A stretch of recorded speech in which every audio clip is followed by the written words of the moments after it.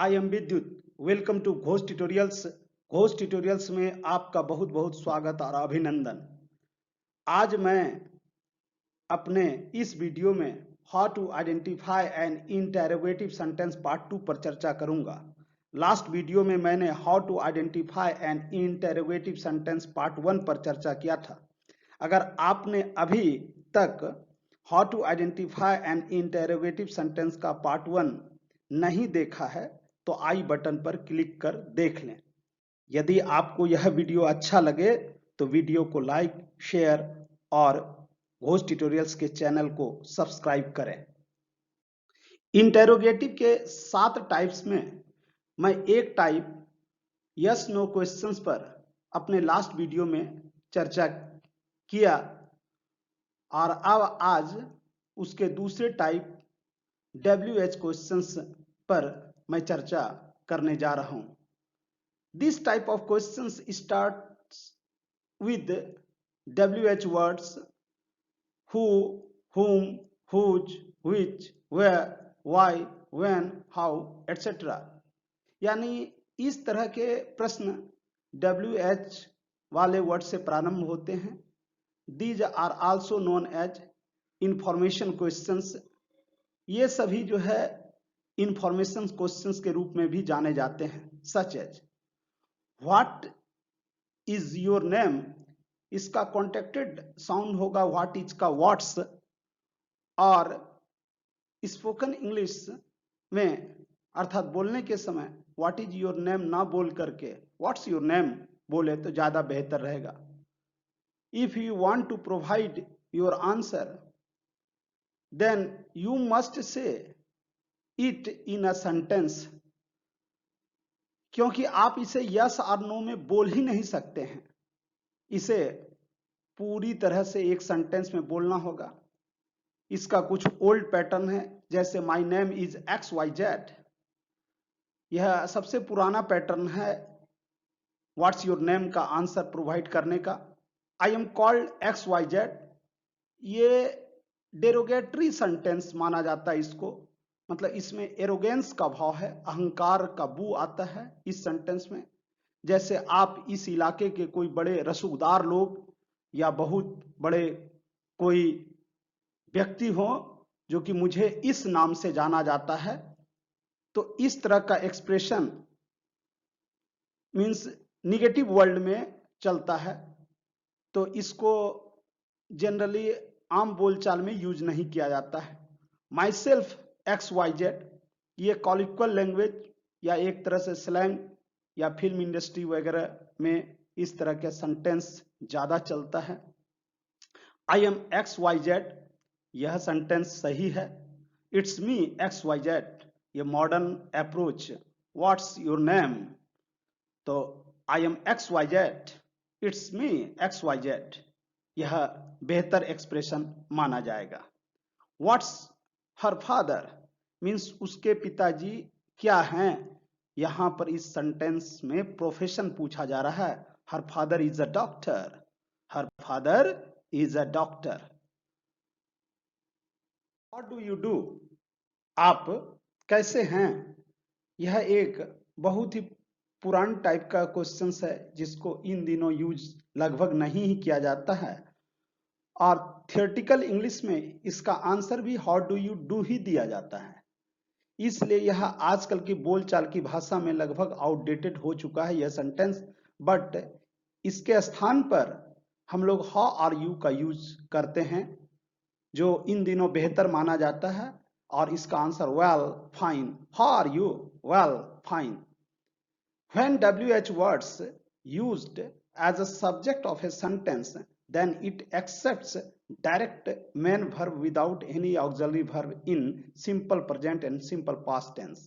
इस सेंटेंस का यह कहने का तात्पर्य हुआ कि यदि WH वर्ड्स सब्जेक्ट के रूप में किसी सेंटेंस में यूज होता है तो सिंपल प्रेजेंट और सिंपल पास्ट टेंस में डायरेक्ट मेन वर्ब का यूज होगा, और इसमें ऑक्सिलरी वर्ब एक्सेप्ट नहीं होता है। हु कॉल्स यू, कौन आपको पुकारता है या बुलाता है। Who broke the window, who broke the window, किसने खिड़की तोड़ी। इसमें डिड का यूज नहीं होगा। व्हाट हैपेंस, क्या होता है। व्हाट हैपेंड, क्या हुआ। जैसे व्हाट हैपेंस में यहां डज का यूज नहीं होगा, उसी तरह व्हाट हैपेंड में डिड का भी यूज नहीं होगा। Who informed you about my YouTube channel, who informed you about my YouTube channel, who invited you in my party, किसने आपको मेरे पार्टी में आमंत्रित किया। Please tell me the name of that person. तो इस तरह के सेंटेंस को इसी पैटर्न में लिखा जाता है। इसका रूल है हु रोट दिस पोएम, यानी किसने इस कविता को लिखा। तो यह एक इंपॉर्टेंट रूल है जिसको कि आपको जहन में रखना है, यानी याद रखना है। You must remember it, you must mug up it. WH words except the preposition at the starting of the sentence or at the end of the sentence except who। इस सेंटेंस का कहने का यह तात्पर्य है कि WH वर्ड्स शुरू में या अंत में प्रीपोजिशन एक्सेप्ट करते हैं, सिर्फ हु को छोड़कर। जैसे आप बचपन से ही एक सेंटेंस को पढ़े होंगे, such as which class do you read in, आप किस वर्ग में पढ़ते हैं। इसी सेंटेंस को आप इस तरह से भी लिख सकते हैं, in which class do you read, आप किस वर्ग में पढ़ते हैं। इन दोनों सेंटेंस का एक ही मीनिंग है, आप दोनों में से किसी भी सेंटेंस को लिख सकते हैं। Where are you coming from, आप कहां से आ रहे हैं। From where are you coming, आप कहां से आ रहे हैं। Both the sentences keep the same meaning, दोनों सेंटेंस एक ही समान अर्थ रखता है। Who did you come with whom did you come, आप किसके साथ आए। इस सेंटेंस में हु के पहले प्रेपोजिशन का यूज नहीं हुआ है। हु से स्टार्ट होने वाले सेंटेंस में सेंटेंस के लास्ट में प्रीपोजिशन का यूज किया गया है, जबकि whom से पहले विद का यूज हुआ है। यहां पर एक बात आप याद रख लें, हु का सब्जेक्टिव केस हु और ऑब्जेक्टिव केस whom होता है। अब प्रीपोजिशन के साथ एक और रूल काम करता है कि विद के बाद हमेशा ऑब्जेक्टिव केस का ही यूज होता है। इसलिए हु के पहले प्रीपोजिशन, किसी भी प्रकार के प्रीपोजिशन को रखना वो बियॉन्ड द रूल या अगेंस्ट द रूल की बात हो जाती है।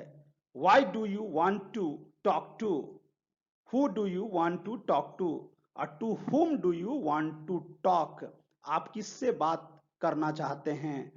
इन दोनों सेंटेंसेस का भी एक ही मीनिंग है। Sometimes a single interrogative sentence contains 2 WH words. इस सेंटेंस का कहने का अर्थ यह है कि कभी कभी एक अकेला प्रश्नवाचक वाक्य दो WH वर्ड्स को अपने में समाये रखते हैं। जैसे such as who is bringing what, कौन क्या ला रहा है। इस एक सेंटेंस में दो प्रश्न पूछे जा रहे हैं। How and when did she arrive, कैसे और कब वह आई। इस सेंटेंस में भी दो दो क्वेश्चंस पूछे जा रहे हैं। Where did you go and why, इसमें सेंटेंस में आगे और पीछे भी WH वर्ड का यूज होता है। Where did you go and why, तुम कहां गए या तुम कहां गए और क्यों।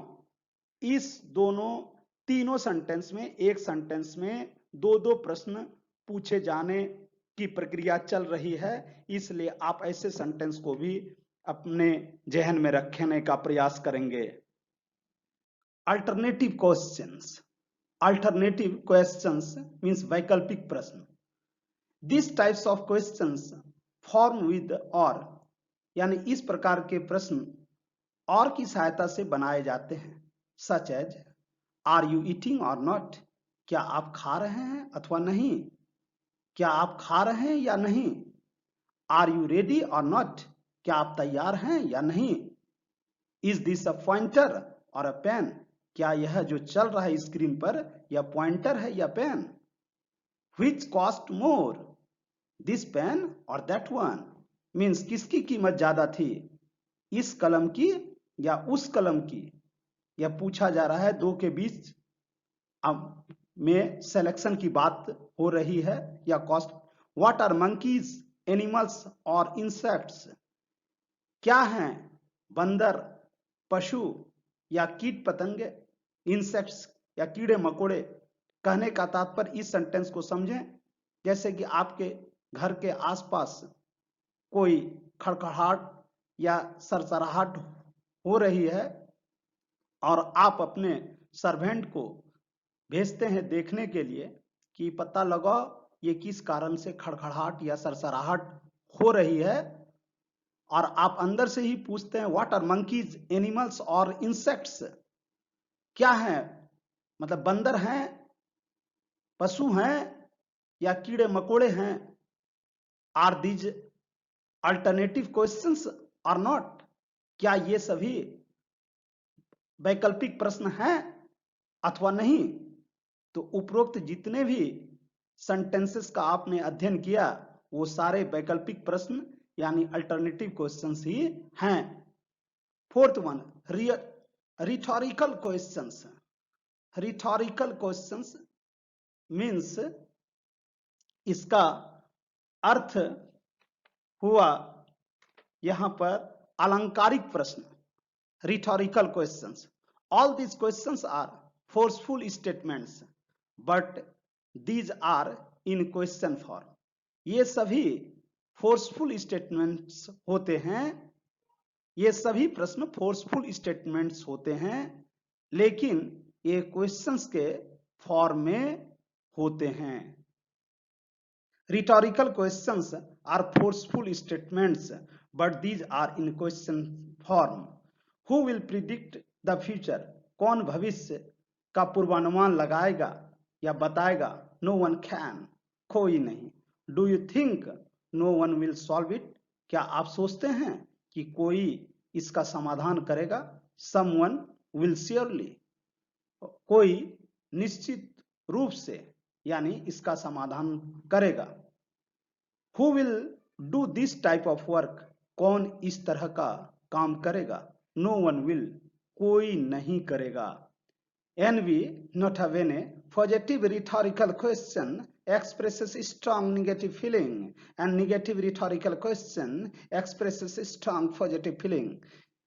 ये जैसा कि सेंटेंस में कहा जा रहा है कि पॉजिटिव रिटोरिकल क्वेश्चंस जो है स्ट्रॉन्ग निगेटिव फीलिंग को बताता है और negative rhetorical questions positive feeling को, स्ट्रॉन्ग पॉजिटिव फीलिंग को दर्शाता है या व्यक्त करता है।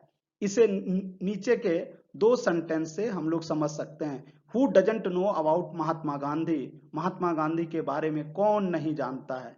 ये निगेटिव रिटोरिकल क्वेश्चंस हुआ, रिटोरिकल क्वेश्चंस, और इसका आंसर एवरीवन नोज, यानी उपरोक्त सेंटेंस का यह अर्थ या तात्पर्य उस सेंटेंस या वाक्य में ही निहित है कि महात्मा गांधी को कौन नहीं जानता है, यानी प्रत्येक व्यक्ति महात्मा गांधी को जानता है। Who can put up with such an insult?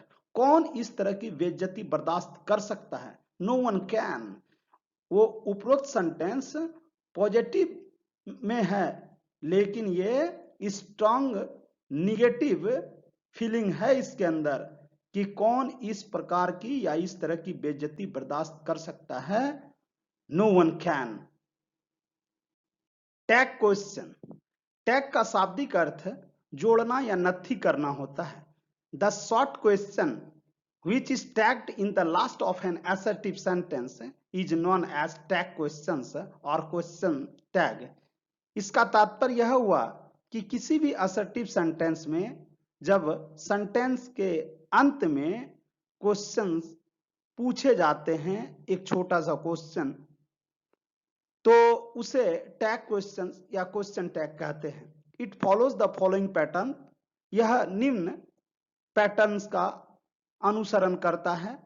Auxiliary verb plus pronoun plus note of interrogation in negative sentence और in positive sentence auxiliary verb plus n apostrophe t यानी नॉट का contracted form plus pronoun plus note of interrogation और question mark in affirmative sentence. I am a student, I am a student, M का contracted form, यह एक exceptional rule है कि I am student यदि subject I हो और उसका वर्ब एम हो और सेंटेंस अफर्मेटिव में हो तो इसका टैग आरंट आई होता है। वैसे टैग पर मेरा आगे क्वेश्चन टैग पर एक इन डिटेल पूरा क्लास जाएगा, लेकिन अभी थोड़ी बहुत मीन्स मैटर को समझ लेते हैं। सी इजंट देयर यह निगेटिव में है तो इसका टैग पॉजिटिव या अफर्मेटिव में होगा is C. Honey tastes sweet, honey third person singular number, tastes V5, यानी यह सेंटेंस सिंपल प्रेजेंट टेंस में है। सिंपल प्रेजेंट टेंस में थर्ड पर्सन सिंगुलर के साथ ऑक्सिलरी वर्ब के रूप में डज का यूज होता है, इसलिए डजंट और हनी के लिए इट का यूज हुआ। तो Honey tastes sweet, doesn't it, nothing can weaken my determination. कोई भी चीज मेरे संकल्प को कमजोर नहीं कर सकता है। इस सेंटेंस का यह अर्थ हुआ नहीं कर सकता, इसमें निगेटिव सेंस निहित है, इसलिए नथिंग के लिए इट और कैन के लिए कैन या कांट नहीं होगा, क्योंकि नथिंग में निगेशन का सेंस पुट है यानी उसमें विद्यमान है। एवरीबॉडीज वैल्यूज मनी, प्रत्येक व्यक्ति पैसे की अहमियत को समझता है या मूल्य को समझता है। डोंट दे, यहां एवरीबॉडी के लिए दे का यूज हुआ और ये यहां पर थोड़ा ये स्पेशल रूल चलता है, इसलिए इस संदर्भ में मैं क्वेश्चन टैग के क्लास में इन डिटेल चर्चा करूंगा। Short questions, short questions means संक्षिप्त प्रश्न। The old lady is buying a house, इस सेंटेंस से रिलेटेड 5 छोटे छोटे प्रश्न पूछे गए हैं। इसे नीचे देखिए। व्हेन कब, वेयर कहां, व्हाई क्यों, विच हाउस कौन सा घर, व्हाट ओल्ड लेडी कौन सी बूढ़ी नारी या महिला। I am going to write an adventure story, मैं एक साहसिक कहानी लिखने जा रहा हूं। व्हाट फॉर किस लिए, हु फॉर किसके लिए, विद हुम किसके साथ। Double questions, double questions means दो प्रश्न या युग्म प्रश्न इसे बोल सकते हैं। There are 2 clauses present in double questions, यानी डबल क्वेश्चंस में 2 क्लॉज मौजूद रहते हैं। One is main clause and the other one is subordinate clause. Such as who are you and where are you coming from, आप कौन हैं और कहां से आ रहे हैं। Who is he and why has he come here, वह कौन है और यहां क्यों आया है। Who is that man and why has he come here, वह कौन आदमी है और यहां क्यों आया है। What book is this and who reads it, यह कौन पुस्तक है और इसे कौन पढ़ता है। Do you know what his name is, क्या तुम जानते हो कि उसका नाम क्या है। Do the boys know when there examination will be held, क्या लड़कों को मालूम है कि उसकी परीक्षा कब होगी। Do you know what the name of our prime minister is, क्या तुम्हें मालूम है कि हमारे प्रधानमंत्री का नाम क्या है। यहां पर मैंने इंटेरोगेटिव सेंटेंस के 7 टाइप्स को समाप्त किया। अपने नेक्स्ट वीडियो में मैं इंपेरेटिव सेंटेंस पर इन डिटेल चर्चा करूंगा। यदि आपको लगता है कि आपने इस क्लास से कुछ सीखा है तो इसे लाइक करें, अपने फ्रेंड्स और रिलेटिव्स के बीच इसे शेयर करें तथा घोष ट्यूटोरियल्स के चैनल को सब्सक्राइब करें। Don't forget to press the bell icon. Thanks for watching.